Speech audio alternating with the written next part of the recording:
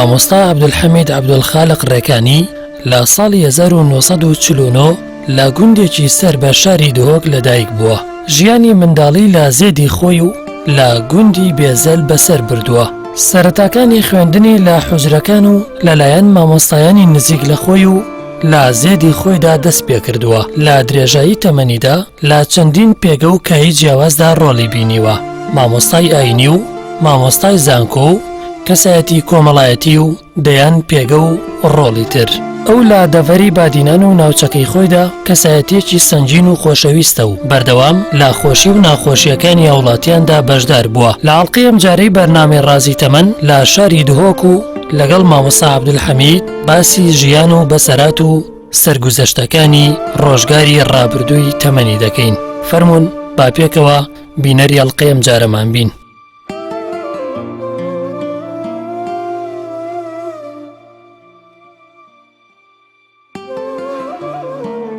بسم الله الرحمن الرحيم الحمد لله رب العالمين والصلاة والسلام على خير خلقه محمد وعلى آله وصحبه أجمعين. من الشيخ عبدالحميد عبدالخالق الريكاني البيزلي گوندی ما بيزلي عشرة ما الريكاني. ساڵی چەند لەدایک بووی مامۆستا؟ قال جنسي وأوانا نيسيا 1949. مامۆستا ئێمە پێمان خۆش بوو بچینە لادەکەی خۆتان سەرەتا بەرنامەکە دەست پێ بکەین، بەڵام دیارە بەهۆی بارودۆخێکی ئەمنیوە ناتوانین بچینەوە، ناچار لە دهۆکە بەرنامەکەمان لەگەڵ تۆ کرد. جا پێم خۆشە باسی تەمەنی مناڵی جەنابتان هەر لە لادەکەی خۆتانە تەمەنی مناڵی و بەڕێکرد تا مەسەلەن تا 6 ساڵی؟ هەر لە گوندی بێزەلێ ویلادەمان کرد بووینە پشتینگی بیرام نهایت وقتی بطبع بونو کات چند سال هم ماینه لوی اما بیرامتیز بابمی چویه گنده که بیبود بیجنی ناحی بو بیبو گنده که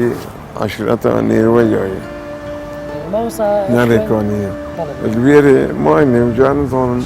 چند سال اما بیرامتیده و فتره که اصلویره بوم از مثلا بچی که نظام کنه عمریم چاملو پشتی 4 سال از زوریه بێزەری گوندی ما.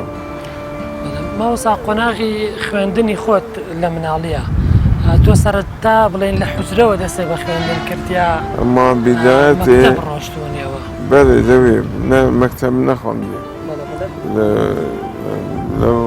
لە حوجرە لە مزگەت لای بابێ خۆم خواندیە و لای برای خۆی مەزن مەلە نووریت گوتی ئەوی شەر مامۆستای ئاینی بوو ئاینی بوو بەڵێ ئیجازە هەبوو عیلمی. مامۆستا تەمەنی مناڵی ئێوە ئەوەنەیە کە بیر و بێت ئەگەر بەراوردێکی بە تەمەنی مناڵی ئەم سەردەمە جیاوازی چی بوو ژیانی مناڵی ئەو کاتە بۆ نمونە ینی لەگەڵ مناڵی ئەم سەردەما کە خەڵک ئێستا زۆر لە عالەمێکی پێشکەوتووە تا ڕادەیەکەژی لە ڕووی تەکنۆلۆژیا ئەو وەخت تلفزیون و فڵان و تشتانە نەبوون لە گوندی ما مەسەلا ئێمە چوینە مزگەتی نوێشت کرد و دەست خواند و شتێنگی یاریکردن بچووک و فڵان لە گوندی هەمی یعنی هەمی یاریەت گوندی کاچە هەبوون مەتخۆکردن مەسەلا ئەو کات فرق بجودا بوو لە وەختە وێگاوێ تێلەڤیزیۆن داعبۆلیت و تشتا و هەر تشتێت ئەودی هەنە مەسوی وەختی ئەو تشتانە نەبوون تێلەڤیزیۆن نەبوون یا ئەف یاریە و فلان بەوە تشتانە نەبوون یاریەت مە گوندا جودا بوون وێگاوێ. مامۆستا چۆن بوو یاریەکانتان؟ یاریەکانی ئەو سەردەمەیەوە چۆن؟ یاریەت مەژی هەر وەکی طبقانه بوون مەسەلا هۆڵانێ بوون بەس چاتکەن هۆڵێکە ئەهەندە دەهەرگرین مەسەلا مەجموعەیەکە بچیکە دەگەهەنەیەک ناف جەهێکی وسڵ مەسەلا دەوا هەندێک چنە نیڤەکێ ما ناف جەماعەتێ دەوا هەندێکژی دەڕەخابن دوو فەریق بوون أبي دربة دا طوبي هوي تبعي هاد دربة جماعة أخو أو دا بيتو بشتين أو دا الفيديو تبعي نافدا جاء في الشبكة ليدا بونا مثلا دا كيف بونا هيتكو أبشفنا بونا يا دي هم مثلا ما تقولي وكي دار مثلا دا عديدا عندك دار هيك عند هيك دي دار عديدة أبدا فيدة وهذا الفيدة عندها مثلا شن شاب وعم عبيديا مجموعة دوشن ناف مالا كرن كم كانت كرن لودي آخر مثلا دا دان معدية بديدو هن ران كم كدوانا خراب كانوا كانوا داش يديدهم حوالي كانوا عبدك وصى بالنبي من بشر بشرات يعني وان تشتت انواع يار يحبون جريان يحبون نتعطينا مالوير يبون بون دخوين حتى ام او برايم متتاملنوري شكيتوي بندك يدون رشمة بودي شونا سرا باب خو او محاولة عشرة ما عندك ميصل ويري عندك درباز مشونا تركي جابوها النهار قلتي وانا درباز تركي شنشان اولا بنا ومديت ويرا ويرا درباز كنا تركي شون بو سوريا هاتن بو زاخو عراقي زاخو هاتن بو ميصل بۆ ساوەکاری ئەو کۆچکردنیان مەسەلەن بۆ سووریا و بۆ تورکیا و دوای لێەوە بێتەوە سەر لە نوێ بۆ مووسڵ بۆچی ئەم شوێنانە گەڕان مەسەلەن بۆ پیاکردنی ژیان بوو یا مەترسی لەسەر ژیانیانە بوو ما بين مشكلة شيء بون ما بين كردة وعشيرته عشيرة ريكانيا وقال عندك عشيرة دي ما بينما نخرج بو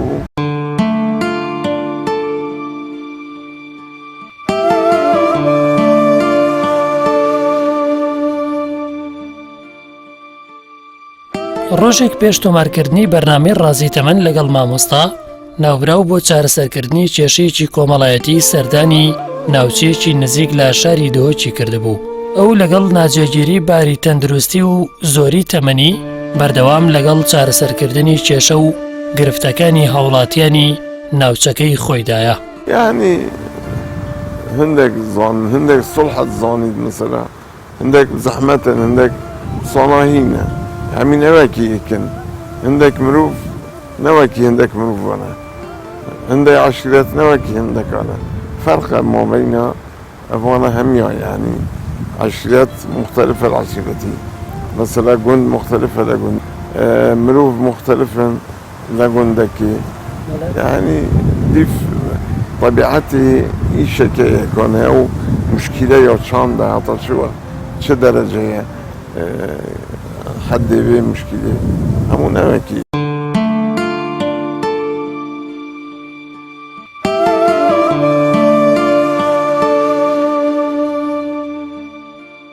مامۆستا عەبدولحەمید لە کایەی خوێندندا بەدەیان بڕوانامەی بەدەستیاناوە و لە دەیان کۆنگرەی نێودەوڵەتی و ناوچەیی بەشداری کردووە.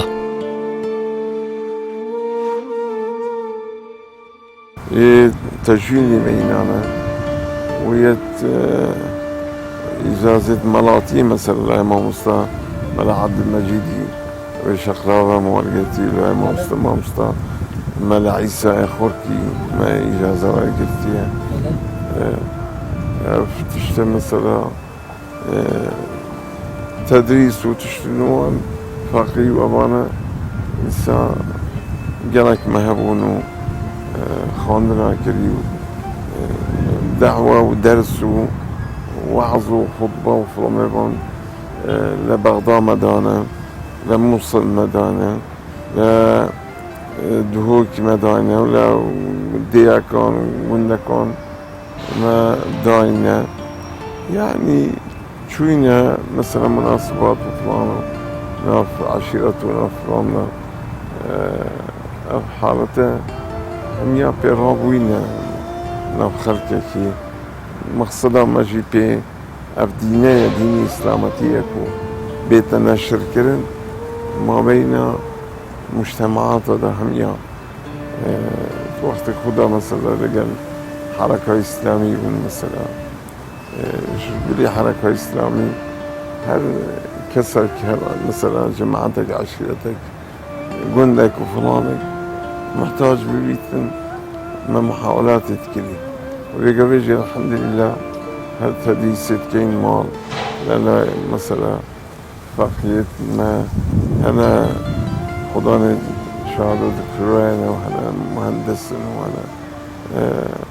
عامل وفلان مش فاهم أنا طلبنا هل ديني إسلامتية مصلحتها مكز يا دنيا يجي ويا آخرته يجي وجاب جنجة بدبي ديني إسلامتي بقرن قلنا لدن ريكا إسلامتي ديف أفكار خراب وبيجو بديني وإلحاد وفلان ونشر هندي الالتزام إسلامتي بكن هربوان سرفرازية دنيا يجي وتأخرته يجي نبس بو آخرته بتنيها أو دينية الدنيا وآخرته بختوري دنيا أبد إلا جاب رابزين جحيل جانش إلا بأخلاقي تازه وطوليك تازه باش بگیرید اسلامتی باش بگید هنگی دی سرفراز بیتن اما اوه بدین بله خب در اکثر وان اوه ملحد خود دی انتحار گل مثلا دی توشی خلاتید مزن بین گل جیران خود گل حوالت خود گل کسوکارت خود إلا مشاكل وفلان بيهون همين لا بدينيا وتيتن يعني لا إنسان بدين ناهت جنج بدين في شيء كان مشكلة نابت انتحار نابت جا نصحت من جنجا أو دين خدا بجرن أو دينية السفرازية بجرن ريكا محمد پیغمبر صلى الله عليه وسلم بجرن قرآن بجرن وبخوين درسا بجن وبري خوي خلقك دنا في ديني ويرك هكا إلا دمائي كون دي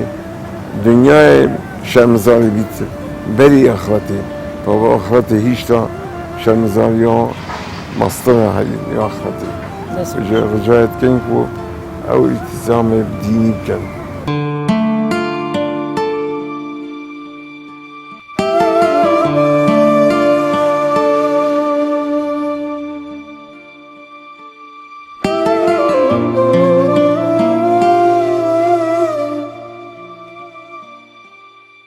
مامۆستا عەبدولحەمید هەر لە تەمەنی لاوێتیدا و بۆ خوێندن ڕوو لە شارەکانی مووسڵ و بەغدا دەکا و هاوکات لە پێش وەرگرتنی ئیجازەی مەلایەتی بەهۆی زیرەکی و لێهاتوویەوە و لا کاتی خوێندنی لە یەکێک لە مزگەوتەکانی شاری مووسڵ وەک ئیمام و خەتیب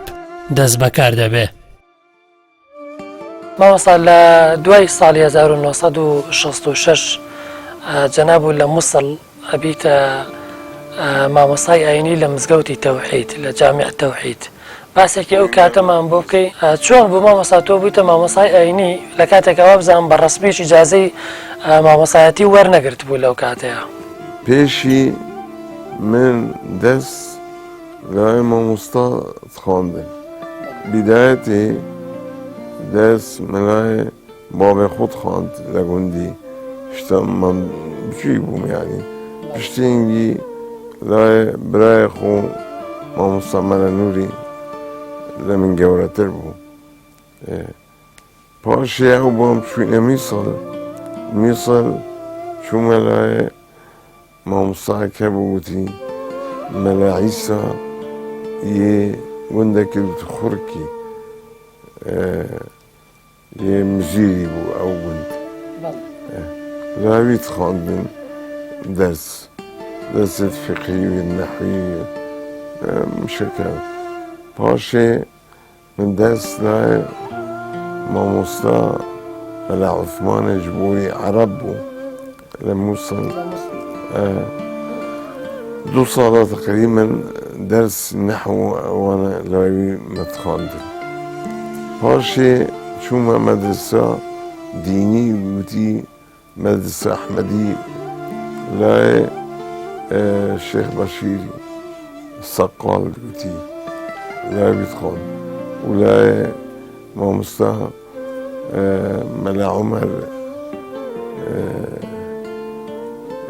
أوجي كان لموصل بو عربو عمر النعمة بوتي هر لموصل ما وصل؟ هر لموصل بلا بس لا ما تخاندن. بعثك دروس لا الشيخ مصطفى بنجويني ما تخاندن يسا لموصل. باشي في وقتي امتحانات كرم يعني اگر جهتك هبو مثلا شاغر بو تعيين كده تعيين ببيتن مزجتك امام بيت امام وخطيب هبيتكو ايكي دان نوي مزجتي بس شو داني دا اعلان كان وجهتي فلان مزجت بدوي امامك يا ان امام خطيبك يا ان وعظك يا كي استعداد هي امكانيات هي بشيتن تقديم كتن ببيت امام خطيب امتحاني بكتن بلا تعيين كت فلان روجي امتحاني تقديم كت ماجي شانت وظيفة الكابون يعني إمامتي وخطوئي كشوان جامعة كان جامعة المثل شعر أسشون تقديم كرمجي قلت مدبيت أجي مشاركة كم امتحاني ده بو فلان جامعة نشر بو مروي إجازة بيت أو شهادة بيت أو مجرد استعداد هبيت إمكانيات هبن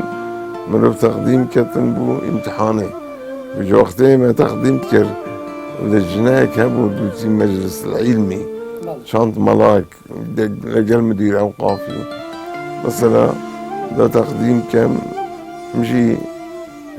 استعداد هاي مثلا شيم اشتراكي بكم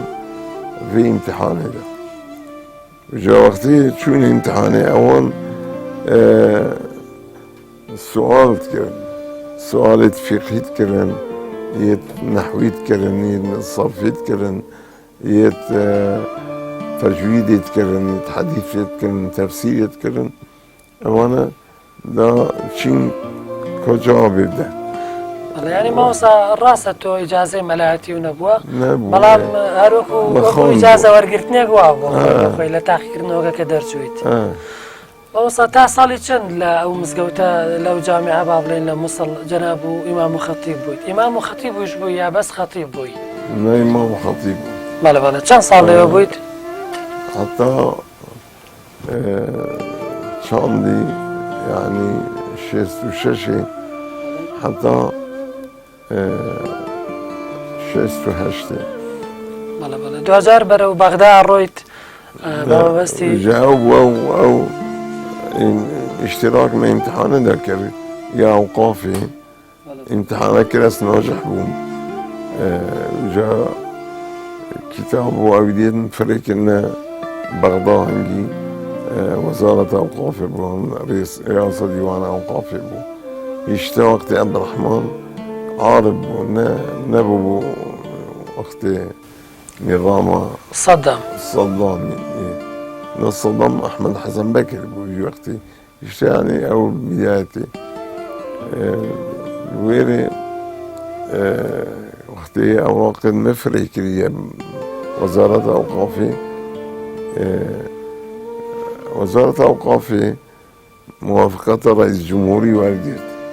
بو إمام خطيب هنجي وجا فريكر بو رئاسة جمهوري يشتى عبد الرحمن عارب هر لسر حكم بو لسر حكمي باشي أو انقلاب كالصلاة شيستو هشتي أحمد حسن بكر بو رئيس الجمهورية أمر تعيينها من وقتی أحمد حسن بكري هات بو أوقاف تعيين. بس ما وصل لبغداد شيء وصل تا صالح حفتا وبينج وهبزعمت شي لوي أخواني درسي زانكو أو شون بو كاتيك الروشتي لبغداد جاوبو بشتي أصل ميصل تعيين بو إمام وخطيب. بلا بلا. باشي أو بو من ميصل خلاص كردي راسا هذا وكيف قبل بين صفا شاشيان يا هشتي دي وقتي ده هشتي ديني بو امتحانا وزاري بو بس ناجح بو امتحان وزاري أو بو كلية باكر كلية إمام الأعظم بريس تخرج بكم كلية ذو كلية إمام الأعظم بشتين تخرج كلي تقديمي في كلية إمام الأعظم لبغداد جالبيري وظيفة من إمامتي وخطابات لم يصلبوا غير صالك وكيلك من غير شنو من إمامات وخطاباتي بكتب ميصل بلام درس وخوانك لبغداد بو درس لبغداد بشتي صالك ما امتحانك خلاص من الصلاة أولي من طلبة نخليك الوظيفة خوكو الميصل هناك كما بغداد وظيفة بس طلبة نخليك جامعة الفاضل بغداد وخاندنا خوجي إمام الأعظم هل لبي من دوام تكر كوبو خينم يعني أواس نخل كرم ويري و دوام جي من كلية إمام الأعظم حتى وي فترة حتى صلاة تقريبا حفتي بينجي تخرج كده چونكي بين صال بونم كلية إمام الأعظم دي وقتي دا بين صال بون نه 4 صال بون بلا ما وصا وكاتيك لبغداد بويت بيشوي كتخرج بكي طبعا وكاتا جنابتان وكو كرديك لي بون باردوخي بغداد وكاتا لا تشاستك ابو يعني هيج مترسيك لسر وهبو يعركو اولاتيشي عراقي حالتي اسعيه ابو نبو تشتي وصا يعني دقل مبخو كلية شم مودين ابون ترسوت فلان مش يشكال هبو نقل شمالي هبو مثلا ما بين حكمتي قضية كردستان هبو بلا ما وصاي شكل ما وصا كان جنابه ما وصا عبد المجيد به كوابزام خلقي شقلا وابوه كي بو جنابه لسردسي او بالرسمي اجازي ملايتي وورقرت صالي كان جاو طبيعي بي فترة خواندن دا كلية مدام كبس ما خلاص كالكلية كلية بغداد ما خل توابو ما مستعمل عبد المجيد الشقراوة تهاطى بغداد زستاني دومانج تهاطى بغداد جامعة كي مزقتها كي هبوت قتي مزقتها مصرفي لبغداد الشيخ محمد بواليساني إمام خطيبي مزقتي أو جي تهاطى ما دو هيفات مات وي مزقتي حتى يوي فترة دا از شو ملاي چونكي جامعة فضل وجامعة مصرفي جامعة مصرفي نزكي ميداني بو يا فضل جي هل نزكي ميداني بو ساشوال على الكفاح بو حتى أصلا لا إمام مصطفى من عبد المجيد من دست خاندن وجاي فترة دا أو إجازة علمي دامت مامۆستا لە دوای ئەو ساڵەوە کە تۆ زانکۆ تەواو کرد لە بەغا دوجاریش بووی بە مامۆستای ئاینی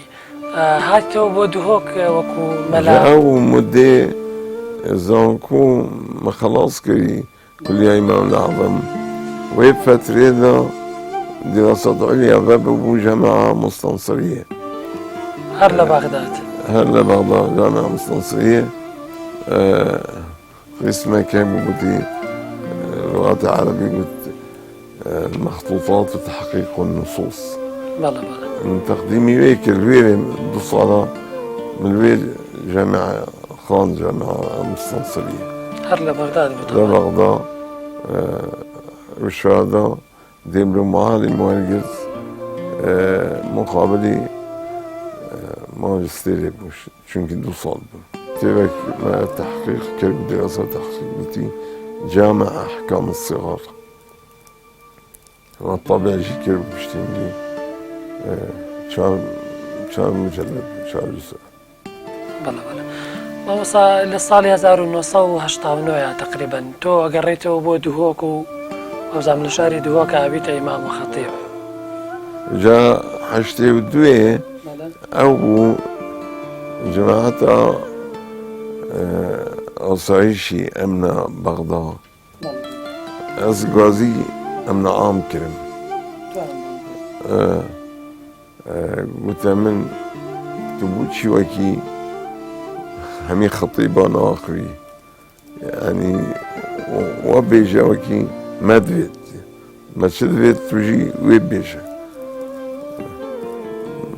أسمام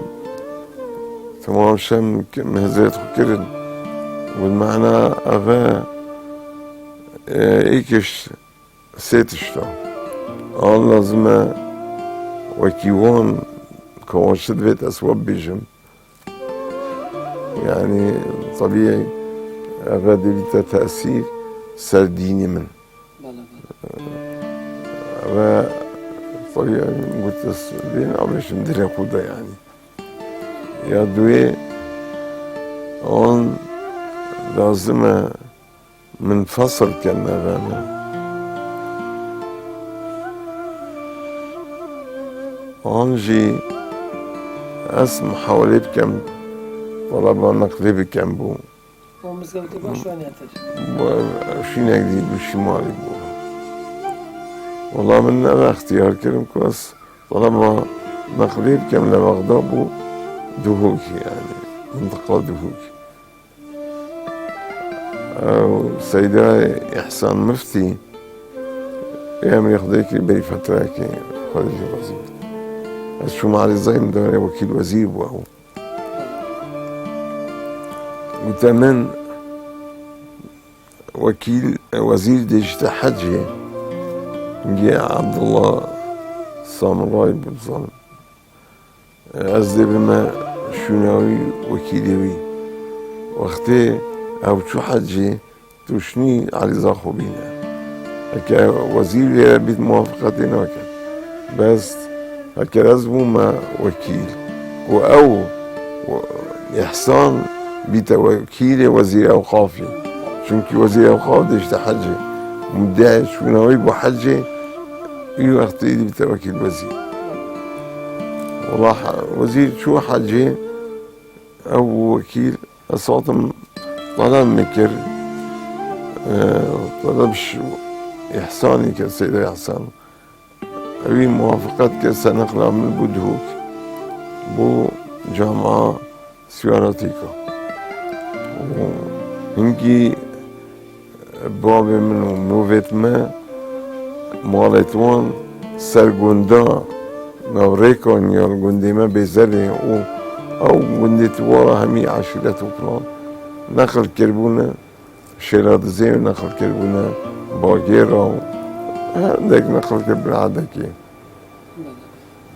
يختي أصلا سياراتيكا مال مينا باقيرة مروفيد ماجي همي نخل كربونة ويري أو مجمع أو كربو تسليمي توزيع كربو سر خلقي أريكو منطقة ما دينا نويري تحويل كرم ويري اسمام سياراتيكا مال باقير أبو وظيفة سياراتيكا أبو أس بخطبات شو ما سياراتيكا أغلبي بشتينجي صلاة موت يا حشتي ونهي هشتمناه إمام خطيب جامع مزن تقاعد بو ومستمل عثمان أبدي وعدوسكي والله جماعتي قلتي تو مناسبي بو شو نبي بيه ويره أصلا نقل كلمة جامع مزن لدوكي صلاة هشتمناه بەڵێ ماوەستا لەو کاتەیە کە جەناب بۆ نەقڵ کرای بۆ مزگەوتی گەورەی دوهۆک هەشتاونەوە ئیتر سەردەمی ئەو پەڕی دەسەڵاتی بەحث بوو وا بڵێن لەوەی کە کوردیە چەوسانەوە چیمی ئابارانی هەڵەبجەی کردبوو یا لە شارەکانی هەرێمی کوردستانە بە جۆرێک دژایەتی خەڵکیە کرد ئێوە لە دوهۆکە کە ئیمام و خەتیب بوون وتارەکانتان لە چه ئاستێکدا بوو بۆ منە بۆی خەڵک ئاگادارکەنەوە لەم زوڵمەی کە سەدامی کات زڵۆ زانین هەرێکێ هەر وەختێکی کات چ پێچێت بوو چ دەست بەتاند دابێژیت اینجا کادر چابیتن ئینسانی لای نەفسە خۆ یعنی دیر ضمیرێ خۆ کۆدا شێت باخوید نەشێت باخوید چ بێژیت چ نەبێژیت ئەو وەختی هەرێکی ڕغبەتەکە بوو هەرێکی ئیمکانیاتەکە بوو اینجا نەمعلوم بوو هەر ڕوژێکی خوتبەیەکی فڵانێکی دیت مناسباتە تاقفتن هەر کەسێک تاقفت بەسی هەمی تشتا کرد ماوەستا ساڵی 1992 تۆ لەگەڵ بەشێک لە زانایانی هەڵەبجە بە تایبەت ماوەستا مەلا عەلی بەڕەحمەت بێ سەفەرێکی حەجەکەیت ئەم سەفەری حەجەش با بڵێن تۆ بەرەو بۆ ناو بزوتنەوەی ئیسلامی ڕاکێشێ ئەم سەفەرە چۆن بوو ئەسڵان چۆن بوو کە جەنابتان بانگهێشتکران بۆ سەفەرە والله سەفرەکە مناسب بوو یا خۆش بوو یعنی ئیشکال و نەبوون کەسی معارضەتی وەختی کووردا بوو یعنی حکم دەستی حسێبێکی کووردادا بوو ئەم هاتین دوو مانگە تقریبا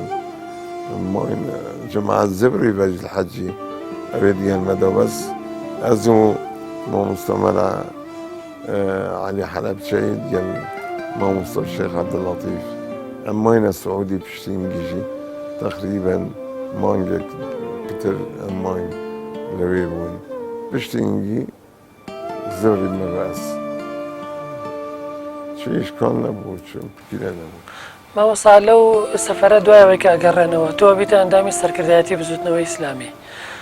بوونی تۆ بە ئەندامی سەرکردایەتی با بڵێن لە کۆنگرە بووی هەر وەکو کەسایەتیەک کە جەناب و کەسایەتێکی تایبەت بووی بانگهێشت کرای بۆی ببیتە سەرکردایەتی بزوتنەوە وەختێ ئیجتیماعات و فڵانە چووم حاضر بووم کۆمبوونە لە هەڵەبجە یا لە ڕانیە ماوەستا لە ڕانیا بووی بەڵێ بەڵێ ئەی مامۆستا لە نەکسەی بزوتنەوە ساڵی 94 93 بڵێن کە بزوتنەوە نەکسەی بەسەرهات تۆ پەیوەندیت بە بزوتنەوەی ئیسلامیەوە مایە هەر لە دووهۆکە مایتەوە هەر مام بەس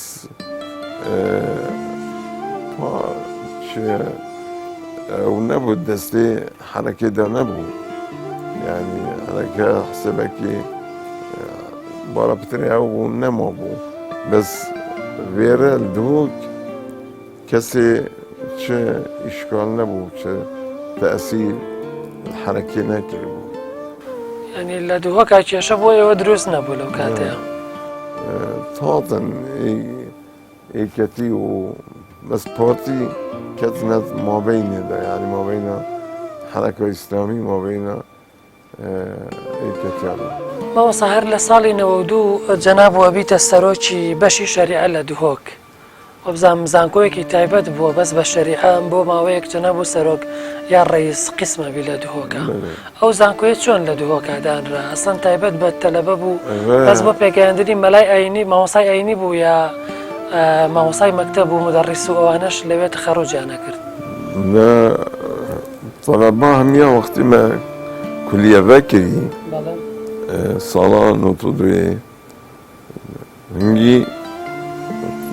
مەطەلەب کرد و هەر کەسێکی خەریجی مەدرسە دینی بیتن شەهادە هەبیتن بێت تەقدیم پێ کولیە بکرد ویجا هرچی هەویستن هاتن تەقدیم کردن مجموعەیەکە باش مەوەرگرتن لە دهۆک و لە هەولێر تەقدیم کردبوو لە سلێمانیە تەقدیم کردبوون لە هەموو ئەطرافێ دیتر هاتبوون تەقدیم کردبوون لە گەڵێک بێگەڵێ مامۆستانە و شادێ دکتۆرا و ماجستێر و یەک کولیە و ئەوانێت وەرگرتی توی وەختی هەتانو کە گەڵێکیشوان بووینە فلان شهادة دكتوراه فلان خريجة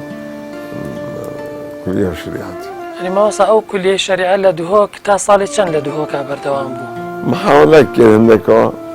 فسادي وفلان كده جياكو كلية نمينيتم. يتشكر أبوانا رابون نقل كده هوليري كلية شريعتي في وقتي دا نقلي هوليري وجا عندك اسمه هرمان نقلي جامعة دهوكي نسوينا مون فهم لازم شوينا هولير ما دوام كربو يانجي فيلا نقل كربو زانكو دهو وجا شوينا زانكو دهوك فترة كي مهر دوام كر لكلية لدهوك باشي جامعة زاخو بابو أو باسمي ما دوام لتكر كرا تابعي زانكوا زاخو ما شانصالك شو ما زاخو من دوام كر بشتينجي ما صوت قاعد كر بله وصل مزگەوتی گەورەی دوهۆک تا ساڵی چەند جەنابتان ئیمام و خەتیب بوون؟ ئەبخۆ وەختێ نەقل بوومە شریعایی ئەو خافێ گوتی ئەم موافقەتی ناکەین چونکی جامعە زاخۆ عەسمەت بوو ڕئیس جامعە فەقەت مەکە گوتی اختیارکەن ئەوان مابەینە دەوامی بکەن لە جامعة لمزگەوت لمزگەوت جامعة اختیار کرد دەوامی جامعە بکەین بەس چیە گوتی لازمە هینگ دەوامی هەر جامعەیەشی بکەن مزگەتێکی بکەن يعني تبرع على أساس جبت بابا مستعد نكون دوام المسجد يجيبكين إمام خطيب جيو دوام الجامعة يجيبكين تدريس مرة بترين فقه نقول درس فقهي يعني هر رئيس قسم بويا أو كاتب بويا لا وقت شو من الجامعة زاخون رئيس قسم بون مدرس يعني ما وصاي إلا صالي كان لزانكوش لدرس وتنوخانا نشين كرايت والله بلا منايتي بس عمري 6 صالك تقريبا لكاري ملاياتي باولي ما وصاي عينية أو كاتيك ما وصاي زانكو بويت كام لو بيشانيك هاو بوا بيو مرتاح تربوا يا درونو مرتاح تربوا كخزمتي خلقو تيها كردوا لا والله هر من وقتي جامعيش دوام تكر هر خدمتا خلقك يتكر خطبات خواندن لمزقت دوام تكر خلق مراجعة وفلان وفتوى وتشتوصى هر هبون يعني من خونا لابد تقصيرين أذكر لمزقت هر دوام تكر وصل للتمني الرابردوي خوت هيج تكيا كان لي بشيمان بي لتمن تاع الريابه بون بريار ويابه كايش بكيت بلام هسه بشيمان بي بلاي خوزقانم كردايا الحمد لله من خوت وقت بعثي هذا حتى فيجا فيجي تشتت وصل من نتكرنكو مخالف الشريعتي هل تشتكي موافق الشريعتي بي متكر او تكر اما يعني مخالفي شريعتي بيت من أذكر يه موافق شريعتي بيت ما أذكر خط وقتي بعد فيها درجي محاولة نكر شجركو تشتري مخالفي شريعتي بك مامۆسای ئێستا لە شاری دهۆکە طبعاً تۆ خانەنشین بوویت چ وەکو مامۆسای مزگەوت یا وەکو مامۆسای زانکۆ هیچ و کاری ڕۆژانەی تۆ لە شاری دهۆکە هیچ تەلەبەیەک یا خوێنکارێک و هەیە کە دەرسیان پێ بڵێیت و طلباء الحمد لله شبه مجموعة مثلا سيشنبيا مجموعة همي شكراتين مثلا مامۆستا مدرس دكتور همي شكرا تينا درسي سيشنبيا و ايك شنبيا جي مجموعة قاديتر تينا درسو مثلا تفسير يدخلين توحيد يدخلين مجموعة قاديتر بشنبياتت مثلا دەست خۆش مامۆساییان زۆر سپاس مانومان کردی بینەرانی بەڕێز و خۆشەویستی کەناڵی ئاسمانی پەیام بەم جۆرەهاتینە کۆتایی هەڵقەیەم جارەی بەرنامەی ڕازی تەمەن تا بەیەگەیشتنەوەیکی تر لە بەرنامەیەتر و لەگەڵ کەسایەتیەکی تری هەرێمی کوردستان بەخوای گەورە و میهرەبانتان ئەسپێرم خواتان لەگەڵ دەست خۆش مامۆساییان